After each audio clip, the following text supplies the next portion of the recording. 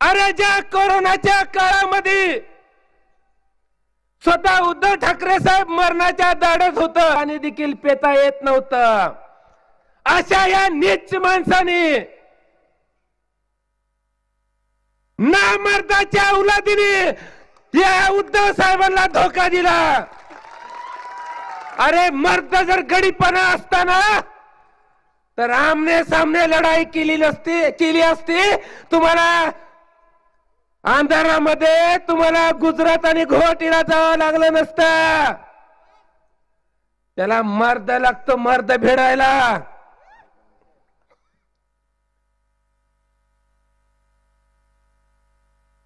या ठिकाणच्या कुळी समाज बांधवांना माझी विनंती आहे,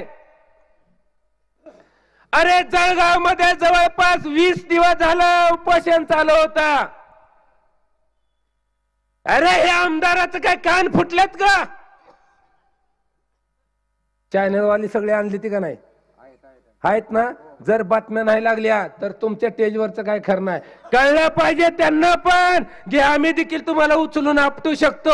दसरा आल्यानंतर जशा बायका धुण्यात होते त्या तसं आम्ही पण तुम्हाला धुवू शकतो। ते काय करायचं उद्या ही सगळ्या हेडिंग लागल्या पाहिजे। अरे ज्या वेळेस कुळी समाज आमरण उपोषण करायला तिथं तडपडत होता, मरत होता, अरे न्याय मागत होता, त्यावेळेस इथला आमदार काय हातबट्टी आणून झोपी काढत होता का आपली त्यांना माया दया आली नाही? त्यावेळेस का आपण त्यांना दिसलो नाही? त्यावेळेस का आपली तळमळ त्यांना समजली नाही?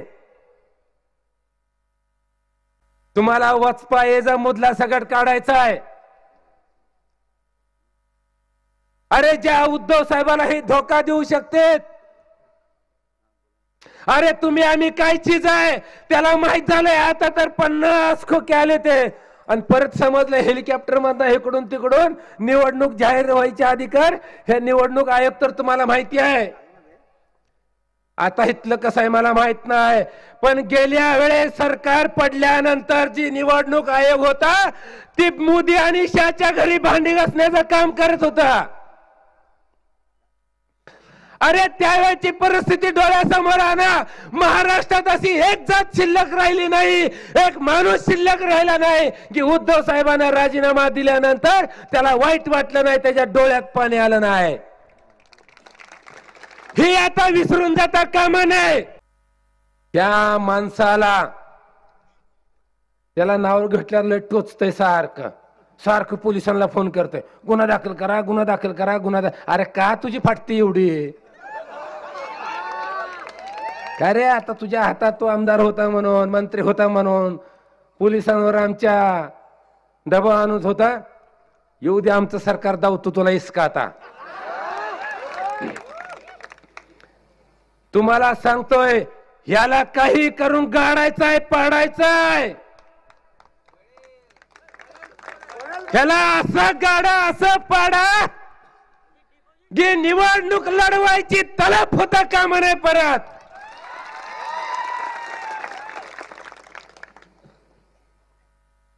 अरे उद्धव साहेब नसते ना ह्याला जळगावच्या MIDC मध्ये कुणी वॉचमॅन म्हणून ठेवला नसता।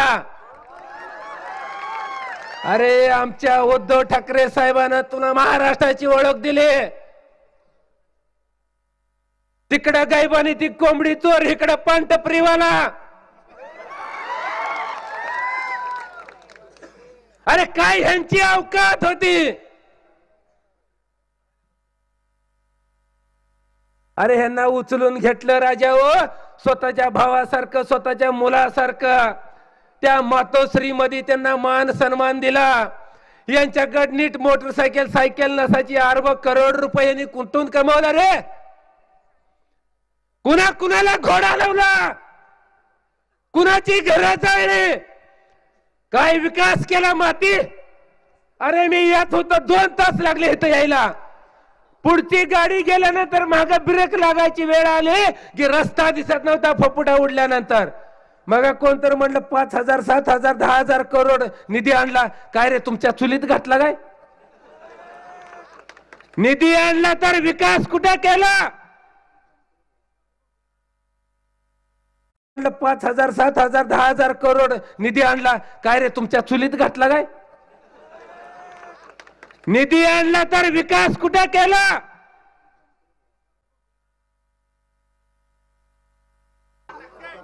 हा?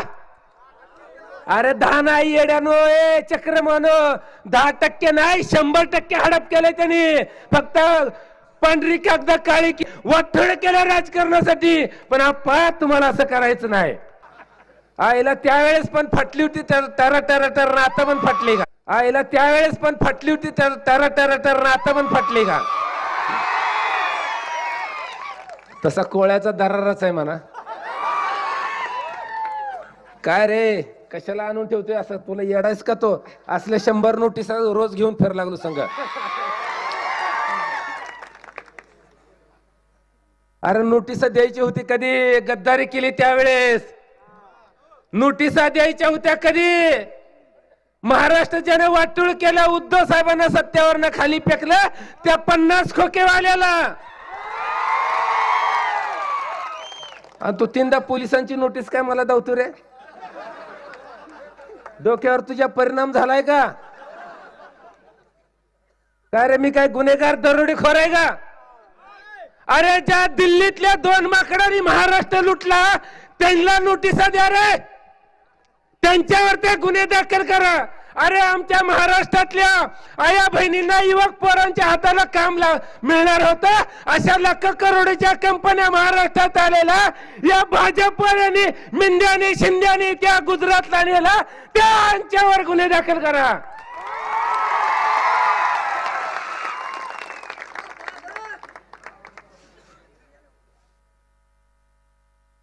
उपदिसवाडे 7.5 पिढा.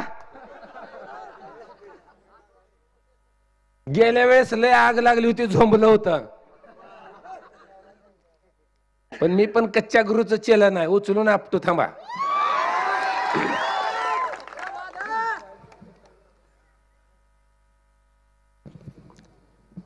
कोळी समाज बांधवांना पहिल्यांदा सांगतोय, प्रकाश भाऊ या मस्तीवान माचखोर या गुंडागिरी करणाऱ्या आमदाराला सांगतोय, नाद कुणाचा पण करायचा, कोळ्यांचा नाही.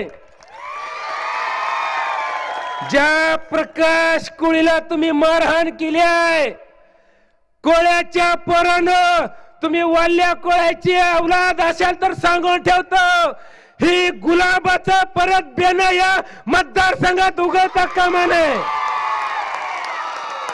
ज्यांनी आपल्या प्रकाश कोळीवर हात उचलला, सरकार येऊ द्या त्याचा हात कलम करून टाको. एवढी मस्ती आली तुम्हाला, एवढा माज आलाय तुम्हाला? अरे गोरगरीबावर अन्याय अत्याचार करता. अरे त्याने त्याचं मत मांडलं असेल, केली असेल सोशल मीडिया. अरे तुम्ही पिसळलेल्या कुत्र्यासारखं काही लिहिता, काही बोलता, त्यावेळेस तुम्हाला कुणी नाही विचार? काय जळगाव ग्रामीण मतदारसंघ तुमच्या बापाच्या नावावर केलाय का रे? या ठिकाणी ती कोकणातलं गाबड 2 महिन्यापूर्वी सभा चालू असताना आमच्या मुसलमान समाज बांधवावरती टीका करत होत. ती सांगत होत, ह्याला मारा, त्याला अडवा, त्याला गाडा, हम करा तम करा, आपला बाप सागर बंगल्यावर बसलाय. अरे चक्रम डोक्याच्या, तुला काय लाज लज्जा येते का? आणि तुझ्या त्या बापाला काय वाटेल? हे माझ्या समोर दुसरा एक बाप सांगा लागलाय. आणि नेमकी औलाद कुणाची आहे? आणि त्यावेळेस काय म्हणतोय, अरे पोलिस आमचं काय वाकडं करू शकत नाही. ती करून करून काय करतील पोलिस? व्हिडिओ शूटिंग काढतील आणि त्यांच्या बायकाला नेऊन धावतील. अरे राण्या पिसाळलेल्या कुत्र्या, अरे पोलिस तुझा व्हिडिओ काढायला तू काय हिरोच्या औलाद आहे का? अरे त्यांच्या बायका तुझा व्हिडिओ बघायला तू काय असला कोण आहे का? अरे हरामखोर औलाद, तुझा व्हिडिओ बघायचं तर लय लांब राहिलं. पण आमच्या पोलिसांच्या बायका, आमच्या बहिणी काय करतील तुला माहिती आहे का? जसं चुलीत लाकडं घालून धडा धडा धडा जाळ लावून चुलीवरती जशा भाकरी भाजते त्या तसं चुलीला आग लावून तुझं थोबड त्यात भाजतेल्या जाळतेल्या तुझं तोड त्यात जाळतेल्या.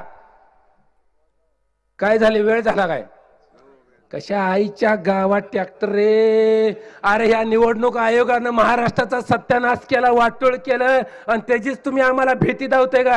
थांबा थोडं थांबा गडबड करू नका येऊ द्या सत्ता एका एकाला भर चौकात उभा करू. आता आपण देखील आता तसंच जशाला तसंच वागलं पाहिजे. गुलाबभाऊ देवकर यांना निवडून देण्यासाठी गुलाबप्पांना निवडून देण्यासाठी जाळ आणि दुर्ळा संघ काढायचा आहे. इकडे बघा अजून एक सांगतोय गुलाबप्पा देवकर आमदार म्हणजे शरद कुळी आमदार असणार आहे. आणि गुलाबप्पाला आमदार करायचं म्हणजे मी आमदार होणार आहे. लक्षात ठेवा मी आमदार नसताना ह्या टकल्याला ज्याने घरदार सगळी नासवली जाळली यांनी एवढा अन्य अत्याचार केला की त्याच्या डोक्याची केस देखील राहिली नाही ती. एवढी मतदारसंघावर ज्यानं अन्याय केला याचा मधला सड परत करा. आणि गुलाबप्पा देवकर आमदार म्हणजे शरद कुळे आमदार आहे. मी आमदार नसताना ह्याला 12 बैलाचा चौऱ्या नांगरा सगळं बैल लावत असेल तर आमदार झाल्यावर काय किती. ह्यानं या मतदारसंघाचं वाटूळ केलंय. हे मोठं तोंड घेऊन वर तोंड घेऊन बोलतोय डायलॉगबाजी करताय ना. त्यानं जेवढी कामं केली ती त्याची सगळी चौकशी लावा त्याच्यावर गुन्हे दाखल करा. नुसती चौकशी नाही ताबडतोब गुन्हे एफआयआर दाखल करा आणि ह्यांची अवकात दाखवा. यांना आतमध्ये घातल्याशिवाय सोडायचं नाही. काय समजता रे घोडान मैदान जवळ आहे. तुम्हाला सत्तेचा वापर करता येतोय. अरे तुम्ही बेकायदेशीर केला पण हरा आवरतो नाहीतर लय बोंबलील परत सकाळी टीव्ही समोर येईल वाचा वाचा वाचा करील. आमच्या गुलाब भाऊना जामीनदार देखील घेऊन आलाय त्यांनाही माहिती आहे. पण गुलाब भाऊ तुम्हाला माहिती आहे शरद कुळी उद्धव साहेब सोडले तर कुणाच्या बापाला भेट नाही. मी माझ्या सोबत येतानाच 12 बैलाचा चौरा नांगर घेऊन आलेला असतोय. बैल तर लावतो पण नांगरा सगळ्यात लावत असतो. लाडकी बहीण लाडकी बहीण लाडकी बहीण लाडकी बहीण. अरे असं काय बोंब बोलताय कुत्र पिसाळल्याने. तुम्हाला काय डोक्याचा भाग आहे का लाडकी बहीण कशाला म्हणावं. अरे ज्या बहिणीचा घरदार तुम्ही लाडक्या बहिणीच्या नावाखाली उद्ध्वस्त करायला निघाला आणि हरामखोराची जोडी काय म्हणते लाडकी बहीण योजना आणली. अरे कशाला झक मारायला आणली. अरे 1,500 रुपये तुम्ही ऐका तुम्ही 1,500 रुपये देताय ठीक आहे ओके द्या आमच्या बहिणीला मिळते. अरे पण बहिणीच्या नवऱ्याचं सगळं किस्स कापायला चालू केलं त्याचं काय 1,500 रुपयात तोंडावर मारल्या आमच्या बहिणींना विकत घ्यायला निघाला. ती भाजपचा एक बांडगुळ खासदार कोल्हापूरचा ती मुन्ना म्हाडी काय म्हणतोय 1,500. बघा भाजपची कुत्री कशी पिसाळल्या. ते पत्रकार काय बातमी लावतील का नाही शंका आहे मला. भाजपची पिसाळलेली कुत्री सत्ता आणण्यासाठी कशी काय काय बोलतेत लक्षात ठेवा. 1,500 रुपये आयार उपकार करून दिल्यासारखं बोलायला लागलेत.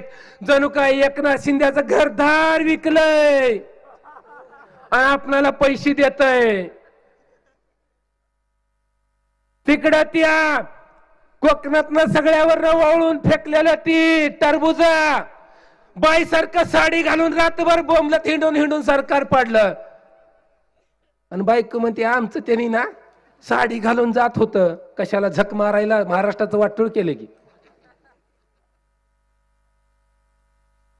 आणि ही 1,500 रुपयावर सांगतात ती त्या भाजपचा खासदार म्हणतोय ज्यांनी 1,500 रुपये घेतलेत ताई लक्षात ठेवा सगळ्याला सांगायचं ज्यांनी 1,500 रुपये घेतलेत त्यांचा फोटो काढा त्यांचा व्हिडिओ काढा.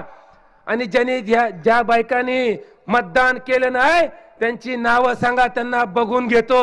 अरे भाजपवाल्यावर तुम्हीच काय, तुमचा बाप जरी आला, एका जर महिलेला हात लागला, त्यांच्या केसाला जर धक्का लागला, तर भाजपवाल्यावर तुमच्या आमदारांना घरात देखील राहू देणार नाही. आमच्या आया बहिणीला दम देता का रे? आमच्या महिला रस्त्यावर पडल्यात काय? तुम्हाला दम द्यायचाय, तुम्हाला भीती घालायची आहे. कशाला आम्हाला मग अशी योजना दिली? तुम्हाला काय मतं टाकण्यासाठी? या ठिकाणी सरकार पडल्यानंतर हे दाढीवाला एकनाथ शिंदे काय म्हणाला, आणि त्याच्याबरोबर ही पानटपरीवर सारखा चुना लावणार, काय रे त्याचं नाव? बाप बदल्या गद्दार. मग तुम्हाला त्याचं नाव माहित नाही म्हणजे ती काय कलेक्टरची औलाद नाही. अरे बरोबर आहे, असल्या चिरीमिरीच्या असल्या बारक्या लवा लोकांना प्लास्टिक फुग विकणाऱ्याची कुठं नावं लक्षात ठेवायची?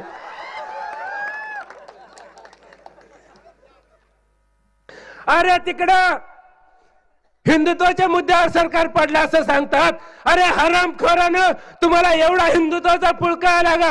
अरे छत्रपती शिवाजी महाराज, डॉक्टर बाबासाहेब आंबेडकर, शाहू फुले यांना ज्या कोश्यारीने अपशब्द वापरले, त्या राज्यपालाने अपशब्द वापरले, त्यावेळेस बांडगुळानं तुम्ही कुठल्या बिळात जाऊन बसला होता? तुम्ही त्यावेळेस आमचे छत्रपती दैवत आहेत, डॉक्टर बाबासाहेब आंबेडकर आमचे दैवत आहेत, शाहू फुले आमचे दैवत आहे. अरे हे राज्य त्यांच्या जीवावरती चाललेलं आहे. त्यांना ज्यावेळेस अपशब्द वापरले त्यावेळेस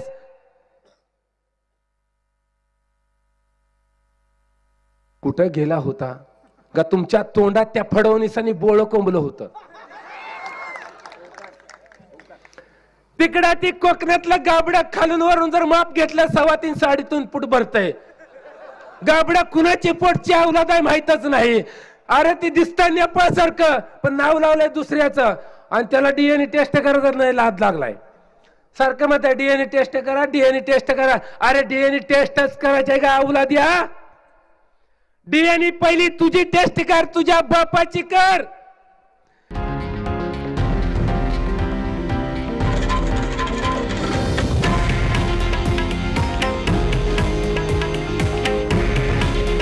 हे आहे देशातील नंबर 1 न्यूज नेटवर्क आणि आपण पाहत आहात TV9 मराठी. काळजी तुमची, हित महाराष्ट्राचं.